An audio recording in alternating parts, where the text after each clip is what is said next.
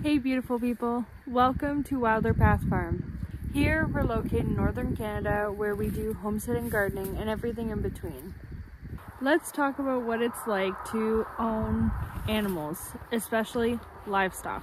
One of the best parts of owning animals, especially livestock, is getting to know their individual personalities. Now, that may not happen with every chicken or animal that you have, but especially the ones that you're keeping around, like your breeders, or pets that you decide to have. Getting to know the horse's personality has been amazing. Let's start with all the joys of having animals.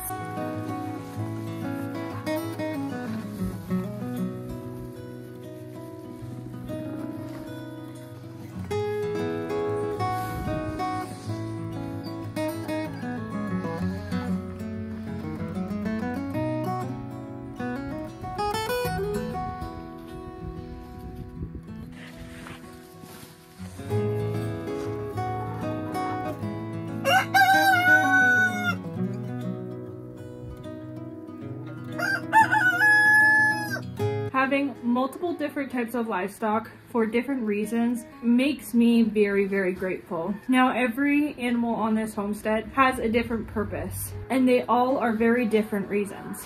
We started here on Wilder Path Farm with the chickens. Now, we did start with a larger number. We already knew that we were going to start with quite a larger number than maybe typical for people to start for chickens. The chickens by far are the easiest, and I really do enjoy them. They get fresh eggs every day. They eat up all your scraps, so you're never really throwing away food. They are great to have around. They each have their own individual personality, but here at Wilder Path Farm, they are considered livestock. So that means that they, in order to stay here, they need to have a purpose.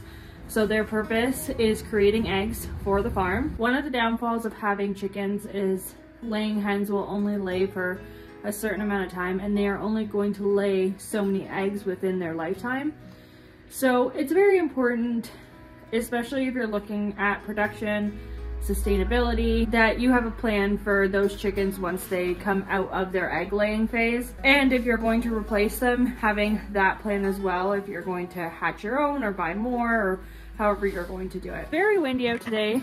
After we bought the chickens, we got the goats. So the goats were meant for our dairy need. We do use a lot of dairy in our house, and the goats were perfect for us.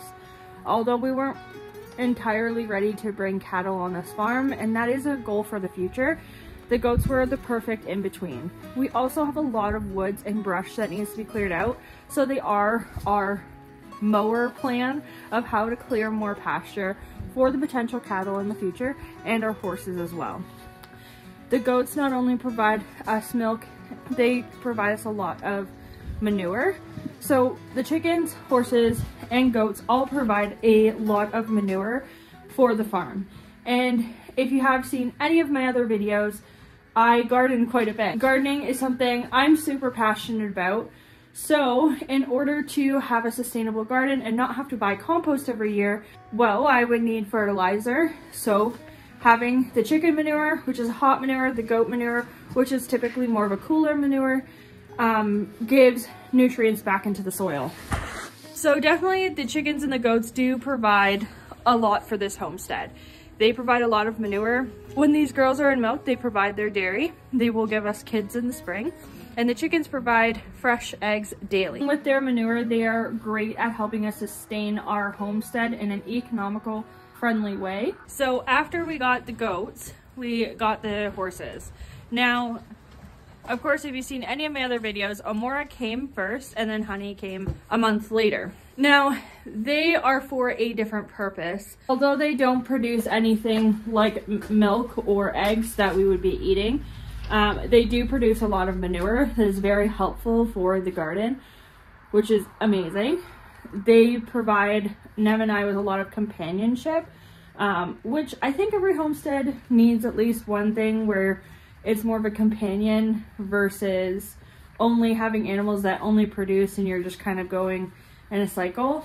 Having something that is your passion and that you enjoy to do really helps with all the rest of the hard work on the homestead. The horses are more pleasure, and that's okay. Like, they are allowed to stay pleasure for however long. But I do have a little bit of an idea for some income that I will talk about in another video, but definitely it's always been a dream of mine to have horses at home.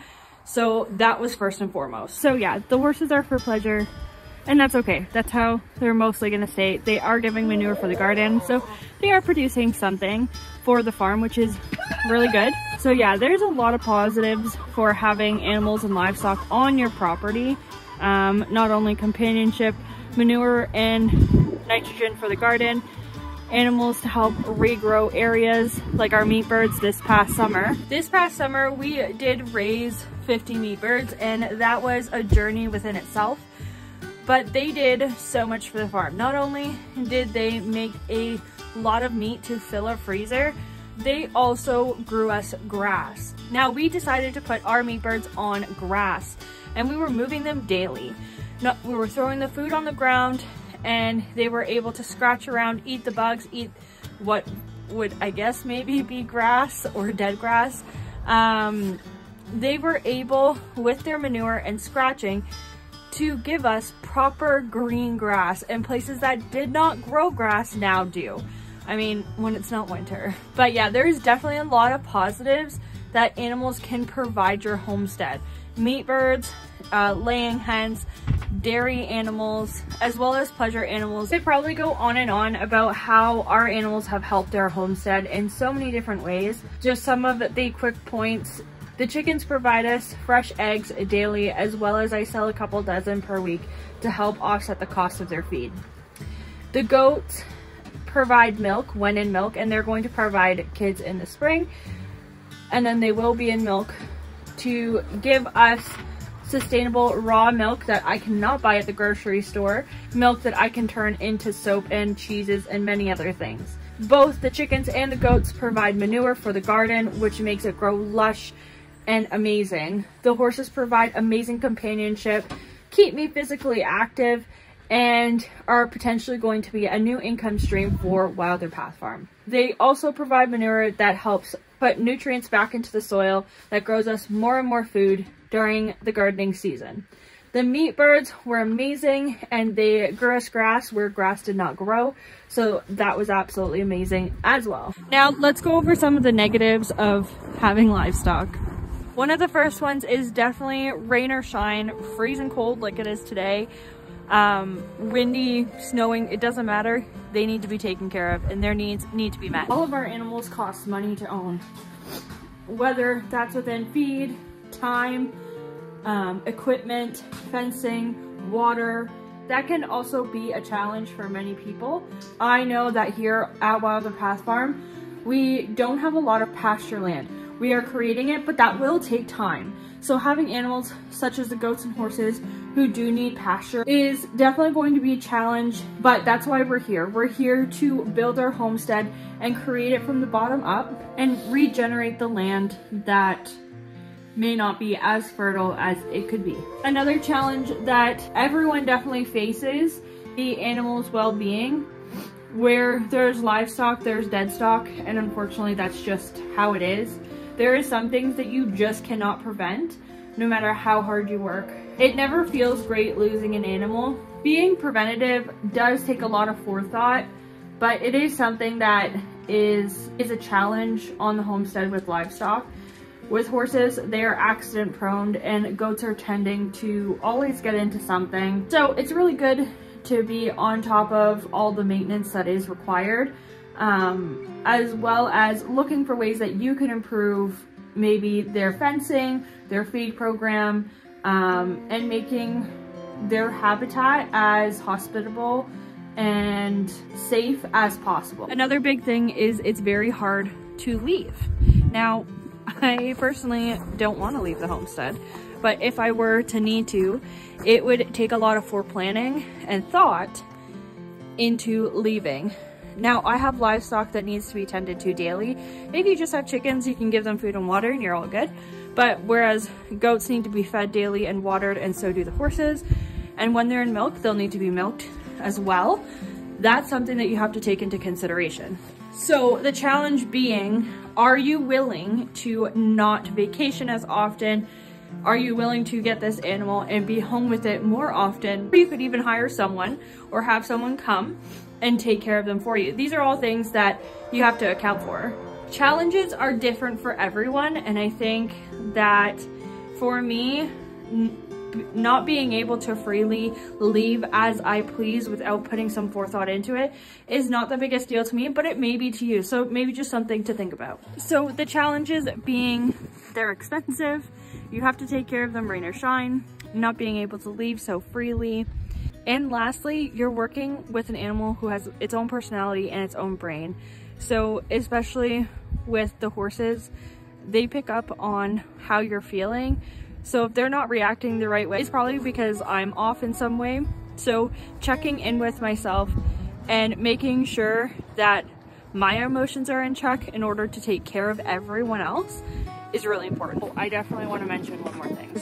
I just came into the pasture to end this video and the bale nut is broken. So animals break things. Animals are always breaking things and you're always going to need to replace them. So making sure you have some patience and some extra cash flow really does help with that. We just put out this bale net and it's, I mean, it was cheap. I could fix it with some baler twine. So being able to improvise is quite important, but my arm is going to give out holding this camera up and holding Miss Amora's head up. So I'm going to end this video here. Thank you so much for watching. I really hope you guys enjoyed this video and got something out of it. Maybe you'll consider adding livestock to your homestead. And I hope this helps you going into the new season in a couple months where we will be having baby chicks, baby goats. We'll be riding these horses through the woods and the gardening season will start. So thanks so much for watching. If you aren't already, make sure to hit the subscribe button, like and comment down below, and I'll see you guys in the next video. Bye guys.